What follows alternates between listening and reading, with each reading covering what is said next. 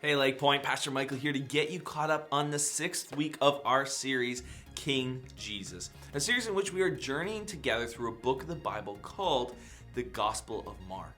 And this week, we're jumping ahead in the story to Mark chapter 8. Chapter 8 is very much a turning point in the story. In the first 8 chapters, Mark provides stories that cause his readers to ask, who is Jesus? Is he a rabbi? Is he a prophet? Is he demonic? Or is he some sort of revolutionary, violent leader? And then in chapter 8, Mark begins to share how Jesus is king and how his kingdom is different than what you may have expected. I mean, check out the story starting in verse 27. It says that Jesus and his disciples, they left Galilee and they went up to the villages near Caesarea Philippi. As they were walking along, he asked them, "Who do people say I am?" Well, they replied, "Some say John the Baptist, some say Elijah, and others say that you are one of the prophets." Now, because this is the turning point in the story, Jesus decides to reveal to them his true identity and what's more, his true mission. And so he says to them, "But who do you say I am?" And so Peter, the bold one, replies, "You are the Messiah." In other words, he's saying, you are our long-awaited king, the one anointed, sent by God to save us from bondage and oppression and restore Israel to a place of prominence where God's peace and justice will prevail. Now, Jesus accepts this title, but he then immediately begins to redefine for them their popular understanding of the Messiah by predicting his own death and telling them how his kingdom will not come through the sword, but through the cross. And so Jesus tells them that the Son of Man must suffer many terrible things and be rejected by the elders and the leading priests and the teachers of the religious laws, and that he would be killed. Suffer, rejected, killed. Now, if you're Peter, you're not thrilled with Jesus' choice of words there. In the Old Testament, there are many prophecies about a mysterious Savior of the Lord who would suffer. I mean, Isaiah 43, 44, and 53, but nobody before Jesus had ever associated those texts with the hope of the coming Messiah. The notion that the Messiah would suffer made absolutely no sense to them because the Messiah was supposed to defeat evil and injustice and make everything right in the world. How could he defeat evil by suffering and dying? That seemed ridiculous, impossible even. It is one thing for Jesus to say, "I will fight to the death," but a complete other thing to say, "This is why I came to die." And so Peter pulls Jesus aside and he begins to rebuke Jesus. He says, what's up with this, Jesus? And Jesus doesn't take kindly to that. And so he says to Peter, "Get behind me, Satan. You are seeing things merely from a human point of view, not from God's." What Jesus is saying in that moment to Peter is he's saying, much like Satan, Peter, you're standing in the way of God's agenda. And what's more, Jesus is saying that Peter is looking at things from a selfish, short-term perspective rather than from God's perspective. And so Jesus exposes Peter's misconceptions to the other disciples and then calls the rest of the crowd that was nearby up the hill to join them. And he says, "If any of you wants to be my follower, you must give up your own way, your own agenda. Take up your cross and follow me." Now, why does Jesus say you have to give up your own way in order to follow him? It's because Jesus is not confused about his identity. He knows who he is. He knows he is eternity's king, and so he knows you don't get to negotiate with a king. There's no saying, "I'll do this if you do that."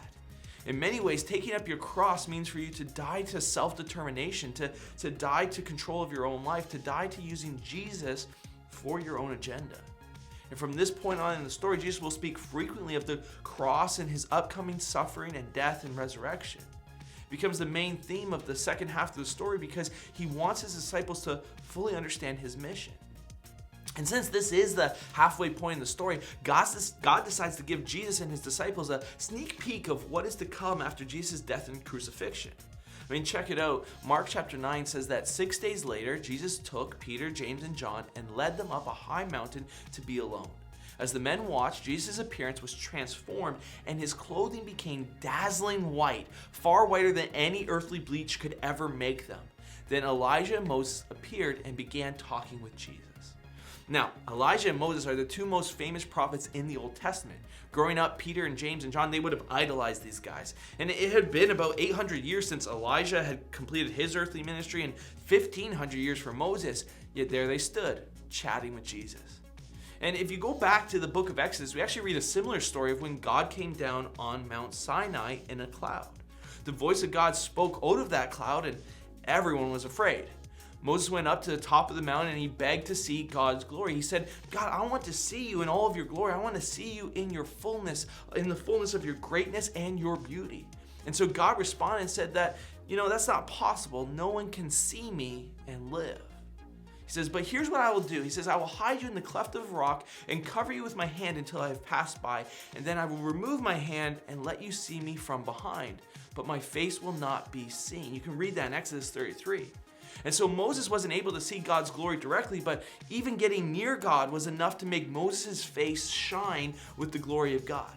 Now, you fast forward 1,500 years and Peter is up on a different mountain and God's glory is also there, evidenced by how Jesus had been transformed before their very eyes, and even Moses is there again. It's a very familiar scene, quite similar to the Mount Sinai story, but there's a twist. Moses had reflected the glory of God, kind of like how the moon reflects the light of the sun. But Jesus doesn't reflect God's glory, he produces God's glory. It emanates from him. Which means Jesus does not point to the glory of God as Moses and Elijah and every other prophet has done. Jesus is the glory of God in human form. And something else also happens here that never happened on Mount Sinai. Peter, James, and John are in the presence of God, and yet they do not die. On Mount Sinai, God told Moses that no one can see my face and live. God was saying that there's this infinite gap between deity and humanity. God's saying my holiness, my glory, my power, it would destroy you. And Peter would be well aware of that story, and it explains why he was so scared. I mean, look at what Mark writes. He says, Peter exclaims, Rabbi, it's wonderful for us to be here. Let's make 3 shelters as memorials, one for you, one for Moses, and one for Elijah. And he said that because he didn't really know what else to say, for they were all terrified. Now, the word shelter here is actually the Greek word for the Hebrew word tabernacle. And so why would Peter say this word? Why does he use the word tabernacle? Well, he knew that after God's glory came down on Mount Sinai, the Hebrew people built a tabernacle for God. And this was a common practice in ancient times. Most religions have recognized that there's a wide gap between deity and humanity, and therefore most religions have temples or tabernacles with priests and sacrifices and rituals to mediate the gap while protecting humans from the divine presence. And so what Peter is saying is we need to construct a shelter, a tabernacle to protect us from the presence of God. However, the moment he says this, a cloud appears and engulfs Jesus, Moses, and Elijah. You can check it out in verse 7. It says, Then the cloud overshadowed them, and a voice from the cloud said, This is my dearly beloved son, listen to him. Suddenly, when they looked around, Moses and Elijah were gone, and they saw only Jesus with them. Why is this significant? Well, Moses is gone and Elijah is gone, and Jesus is the bridge over the gap between God and humanity. Jesus is able to give what Elijah couldn't give, what Moses couldn't give. Jesus is the temple and the tabernacle to end all temples and tabernacles because he is the sacrifice to end all sacrifices. He is the ultimate priest, which explains why the cross is so necessary. Jesus has come to bridge the gap between God and humanity once and for all. Amazing, right? Well, friends, consider yourselves caught up. I'll see you next time.